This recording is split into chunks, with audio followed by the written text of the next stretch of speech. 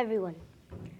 I, Nadish on behalf of Byatikram Digital, warmly welcome you all to today's special talk show. It is truly an honor for me to be hosting this session. A heartfelt gratitude to Byatikram Group for giving me this wonderful opportunity. We are especially delighted to have with us today Professor Suborno Bari. Hi. The world's youngest professor and an inspiration to kids worldwide. His journey and achievements shows us how dedication and knowledge can create magic. With great excitement, let us begin this conversation and learn from his thoughts and experiences. Welcome, sir. Thank you. That was a nice introduction. It is such an honor to have you here. Sir, could you tell us a little about your childhood? When did you realize you loved maths and science so much? That would have to be when I was around 2 or 3 years old, actually. So my dad used to be a mathematics student over at Columbia University. Well, actually, he has multiple mathematics degrees from many different universities, but he used to be a mathematics student. And every single day I would see him write equations on his chalkboard to study for some of his final exams, and I would be constantly fascinated and locked onto these equations. I always thought, what was he writing on these boards? And I observed closely, and I recognized some patterns in these equations, but I didn't know what any of these patterns meant, because at the time I had no education in mathematics. And so I kept asking him out of curiosity, what are these equations? What are they for? What are you doing? And eventually, he caved in and decided to start telling my mom to give me early mathematics training. So my mom would start teaching me addition, subtraction, multiplication, and division when I was only 2 or 3 years old, whereas most kids would learn multiplication and division at, I believe, 8 or 9. And I loved learning about that so much that I eventually just kept going on and learning about these concepts until eventually I was reading from my dad's textbooks with him to help me translate some of the harder words to understand. And then, eventually, after a lot of kindness from my middle and high school, I was able to skip grades so I could actually take courses on the level of my understanding of math, science, and a few other subjects. And with a little bit more encouragement, I've actually been able to get into a university where I'm now doing a joint mathematics and physics degree. Wow, that's great. At what age did you solve your first big math or science problem? Well, that's a good question. I would probably have to say when I was 8 or 9 years old. That's the first time I solved a math or science problem that felt like a really big one to me. So for a little bit of context, at that point I was in middle school and I was preparing for what they call the AMC, the American Math Competition, specifically the AMC 8 and 10. Now, the AMC has a lot of tricky math questions, and the gimmick is that the first math question is something that you would see in a 6th or 7th grade textbook, which is very simple, but the last question is so difficult that it's not only college level, but also requires techniques that people don't ordinarily learn in middle school or high school. And so, I was very excited when there were 25 questions on the AMC, which each get harder as you go on to the test. I was very excited when, at the age of 8, I solved problem 17 for the first time. I mean, that's a pretty difficult problem on most AMC exams, and when I had solved something that was intended for 16 or 17-year-olds to solve, I felt like that was one of my greatest accomplishments, even though nowadays that problem would take me 6 or 7 minutes to solve. Wow, at such a young age, that's great. We all need support to grow. How did your family help you in your journey? Well, I think it's not just my family, but everyone around me. I've been so lucky to have, some of the best people in the world surrounding me. So my family has always supported me from, when I was very little. I've just described that my dad was the one who first inspired me to go into math. My mom was the one who first taught me basic mathematics. My brother, actually, I have an older brother. He's 22 years old right now. He's currently doing his master's degree in physics at an Ivy League university. He actually inspired me to think about physics a little more. At that time, he was only 14 or 15, so he himself didn't have that much comprehensive math or physics education. And not just that, but my mother and father have been helping me throughout all of my education. From middle school, where they were driving me to and from the middle school, and my mom was accompanying me sometimes, to high school, which was the first time I actually sat in classrooms alone and was walking through the hallways alone, to university, where now my dad drops me to and from New York University, where I'm studying for my joint math and physics degree, and my mom accompanies me the whole way there. They've both given me great emotional and educational support. But of course, I can't also discount the role of the many outside my family supports that I've gotten in my life.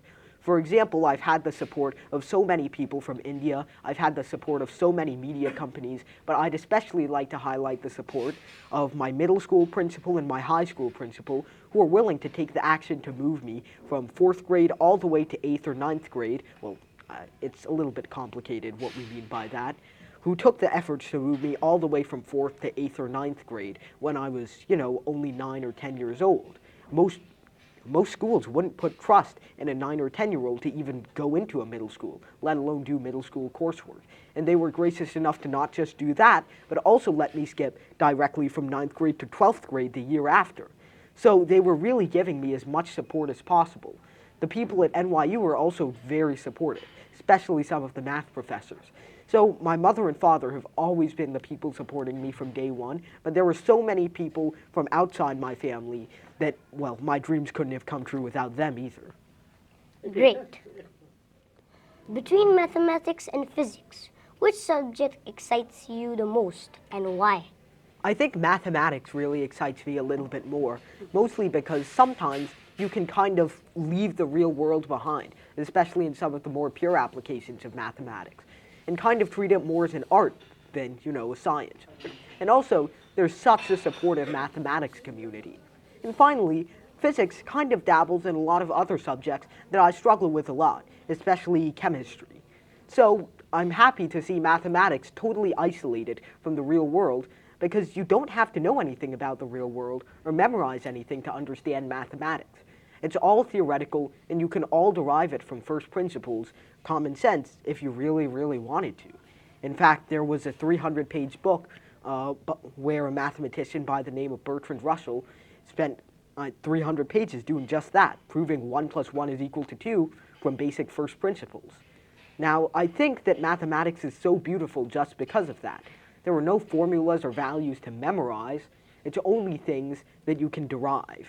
And so, it kind of feels intuitive at the end of the day. Whereas physics, well, yes, you understand why some of the constructs are there, but then you go back and forth and realize that at the end of the day, they're there for our convenience in understanding just properties of the universe that we have to memorize because we can't inherently derive them. Math doesn't have that restriction. Wow. What is your biggest inspiration in the field of mathematics? In the field of mathematics, I think it would honestly have to be Euler, who is also an inspiration to, millions of other mathematicians around the globe. Now, Euler is not that known to people outside of math, which is very unfortunate, because he's possibly the most prolific mathematician to have ever lived. In fact, he's published, I believe, more than 1,000 research papers, and we are still digging up his archives and finding new papers from him to publish today. And for context, he lived over 300 years ago. So he did some of the most fascinating work in math and physics. And not just that, but the ideas and theorems he produced are some of the most interesting, intuitive, and yet complex at the same time.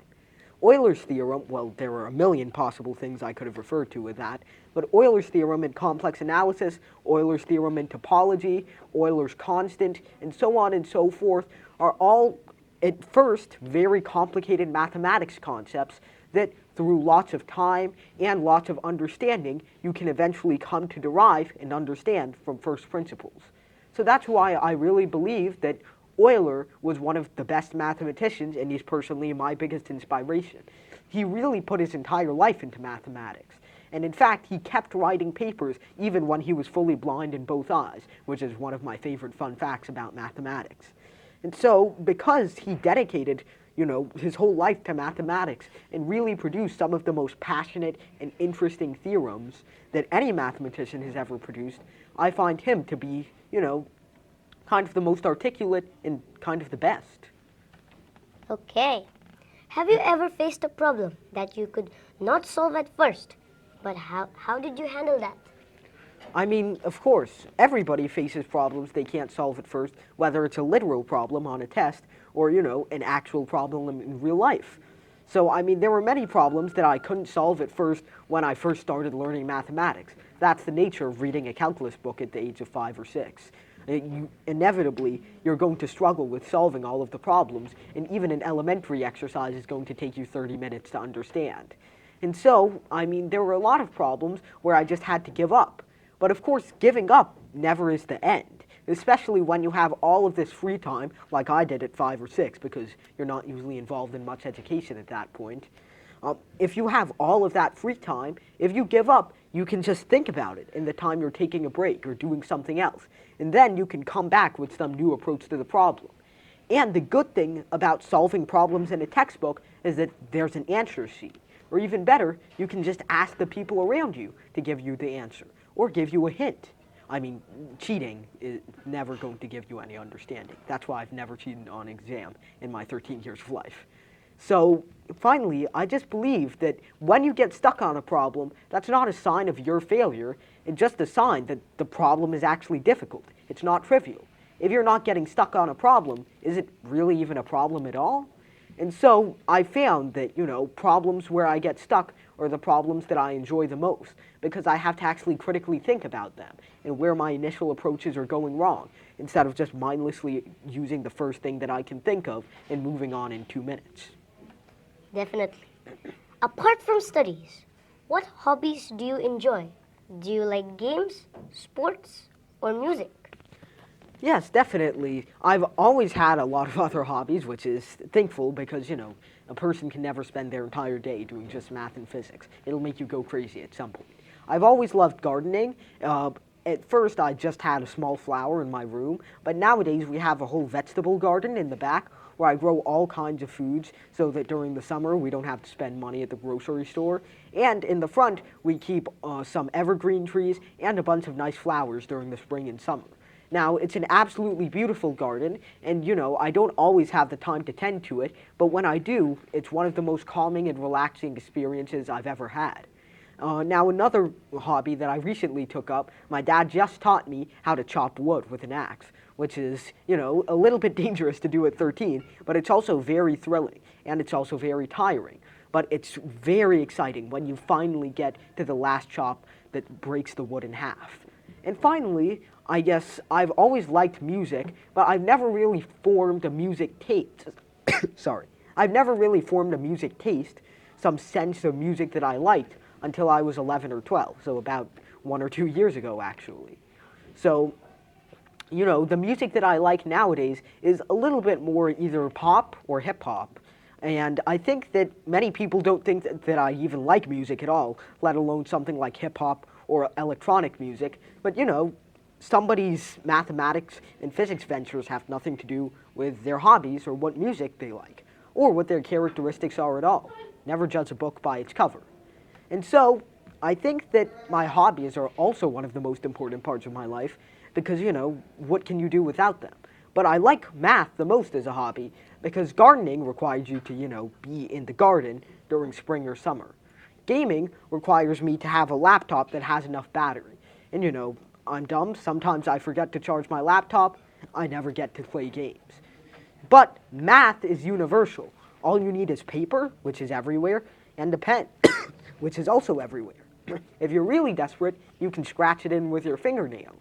You can do math at any time and any place, and I think that's what makes that the most universal. And what also puts it a peg above physics is that in physics, you at least need to look up a few values if you haven't memorized them already.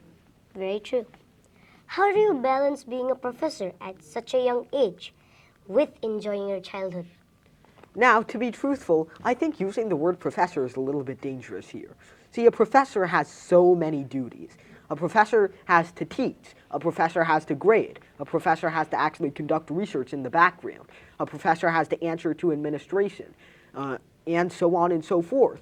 A professor has to deal with their TA and set up a syllabus and set up lecture notes. etc. They have to grade homework. They have to actually make the homework. They have so many duties. And of all of those, I'm taking up none but the first one for 1 or 2 days, well, sometimes a week, teaching. And so teaching in itself is a very enjoyable activity, but if I was an actual full-time professor, it would be impossible to balance at this age. But when I'm doing something as modest as just teaching by itself, which is already an act that I enjoy, and I'm only doing it for 1 or 2 weeks per year, that makes it a lot more easy to balance with actually enjoying my childhood. Of course. Can you tell us what a normal day in your life looks? Well, of course, it depends on the day, as always. If it's a weekday, and NYU is not closed, and I have this set of specific classes for the day, and something terrible hasn't happened, well, then I wake up in the morning at around 6:30 a.m., and then I fall back asleep in the car as my dad drives me to NYU. Then I wake back up at NYU, and with my mom, who takes me to all of the different classes. She's been thinking of letting me go alone for the past few weeks. She takes me to all of my classes. I go through them one by one. I do some homework in the meantime. I maybe talk to friends. And then we get back in the car, and, well, it depends what time it is. But, what time we get back into the car depends on what day it is, and of course a lot of other factors. But generally we get back in the car at 7 p.m. I go home, I get to practice my hobbies for a little bit, and eventually I fall asleep. There's some time for studying in there, of course, and some time for homework, but not much. And I get through it anyway, because the weekends are also a time where I like to study and sleep a lot. They're kind of islands where I keep all of the work that I've been procrastinating on for the past week. You know, I'm not perfect. I don't study for 10 hours a day to get here because that's frankly unrealistic. Studying for 10 hours a day at some point is worse than studying 5 because you'll eventually get burnt out. And of course, I don't have a perfect study schedule either. I'm not a perfect human being, unfortunately. But I'm doing the best I can, and thankfully, that's good enough for NYU. Hectic. What message would you like to give students who study maths and science? Well, of course, if math and science is not for you, then maths and sciences are not for you. But I would encourage you to give it one more look. I mean, math and science is one of the most beautiful areas of all of studies. And math and science, to me, has meant the entire world. Now, I know some people are discouraged from it because of the way it is taught or the way it's presented. And I understand that, because some exams, especially in math and science, are so cruel. Especially exams like, for example, the JEE Advanced, which anybody who wants to STEM major into one of the largest universities in India, the Indian Institute of Technology, has to take. And if you want to major into math, you don't just have to excel on the math section, you have to excel in the math, the physics, the chemistry, and I believe the biology section, which makes no sense. Why would biology or chemistry be useful if you want to go into pure math, especially at a level where you would need to pass the JEE Advanced version of it? So I believe that a lot of people are being turned away by this rigorous, strict competition. Another complaint that I often have about these exams is that they have stopped becoming a test of skill and started becoming a survival of the fittest competition. So that's what's driving away so many people from math and science. But I really encourage you, stop caring about your grades so much and stop caring about your ranks in these advanced math and science exams so much. As long as you enjoy what you're doing, you'll do great. You'll probably do better than the people who are sweating at these exams but don't enjoy what they're doing. Because enjoyment and passion is really all you need. Oh, and a good set of parents, of course. Now, if math and science is not for you, as I've said before, math and science is not for you. But just try to take a closer look and really consider it first, because I think it's beautiful. Yep. How important are curiosity and imagination in learning new things? Well, I mean, nobody without curiosity or imagination has ever learned anything, because curiosity is what drives you to learn. If you're forced into a classroom and you have no curiosity or imagination, you'll fall asleep, or you'll tune out what the teacher is saying, or you'll forget everything as soon as you walk out of the classroom. If you have no desire to learn, most of the time, you don't learn. And so, curiosity and imagination is essentially required for learning. let alone creating. So curiosity and imagination is 100% the characteristic we should be fostering in our students, not memorization. Yes. What do you think schools can do better to make learning more exciting? Well, the one thing that I would suggest, which I'll probably elaborate more on in my talk today, is that every competition, every exam now feels like a survival of the fittest. No longer is it about testing skill. The top rank might get a 99.99, the second rank might get a 99.98, and that alone is enough for the second rank's parents to totally devalue them and their existence. That's, of course, an over-exaggeration, but what I'm saying is true to some extent.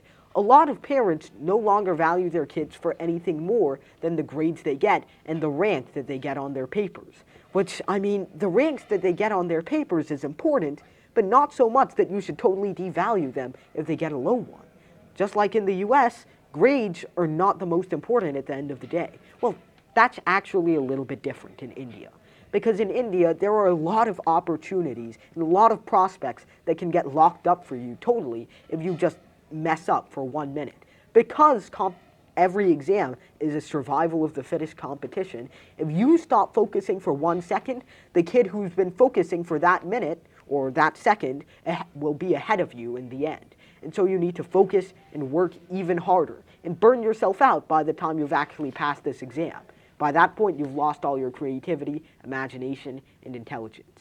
So my advice to schools is don't make these exams a survival of the fittest. You can keep the grades, sure. You can keep the difficulty, sure. But just don't encourage this brutal mentality so much. That would be my advice. Yep. If you could invent something new for the world, what would you like to create? Well, of course, there are a lot of pretty obvious options if I'm given the absolute power to create anything I want. But if we're being realistic here on something I could reasonably invent in my lifetime, I would probably say nothing really physical, because a lot of the time, especially in mathematics, there's no experimental apparatuses being used anymore. I would hopefully want to invent a new system of mathematics education. I think that's what's the most important for us. But I mean, if we're talking about physical inventions, I would probably like to invent a more efficient way to graph and calculate statistics in mathematics, because a lot of the existing calculators that we have currently are either too hard to use and not user-friendly, or they're slow, really slow. Interesting. If you could just one piece of advice to all the students here, what would it be? Well, one short piece of advice: never stop asking questions, because asking questions is the #1 way to expose lies and the #1 way to find the truth. Yes. Do you dream of winning the Nobel Prize one day? Well, sure I do. I think everyone does, to be honest. The Nobel Prize is a big prize, but first of all, my concern is that I probably won't get it since I'm majoring in mathematics primarily. I'm also majoring in physics, but I don't intend to go into it as much. And second, well, the Nobel Prize is cool and all, but at the end of the day, how many people are that remembered for getting a Nobel Prize? Many of the people who are Nobel Prize laureates and are remembered for something bigger. I bet you can't even tell me the 2024 Nobel laureate in physics. I mean, the Nobel laureate is a cool title to have, but at the end of the day, people remember you for what inventions you've made, what mark you've left on the world, and what other people say about you, not the Nobel Prize. Really true. Many students sometimes find maths tough. How do you make it fun for yourself? Well, I mean, being tough is part of the fun sometimes, in my opinion, and sometimes people don't find it fun. And as I've said before, if math is not for you, math is not for you.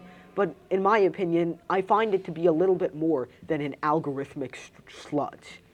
To be honest, it sometimes feels like that, but in other times, you realize with enough free time, you can derive anything. You don't need to memorize anything, as I've said before. You don't need to algorithmically go through a process for most questions.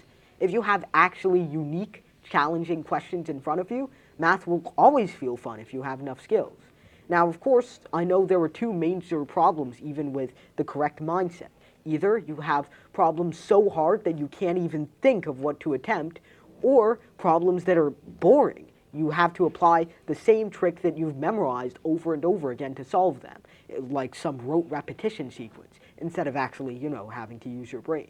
And, if you're in that situation, then I respect calling maths tough and not for you. But when you actually get into competition math, or any variety of math that is really fun to solve rather than just boring, then maybe you'll change your mind. Just try it out. Okay.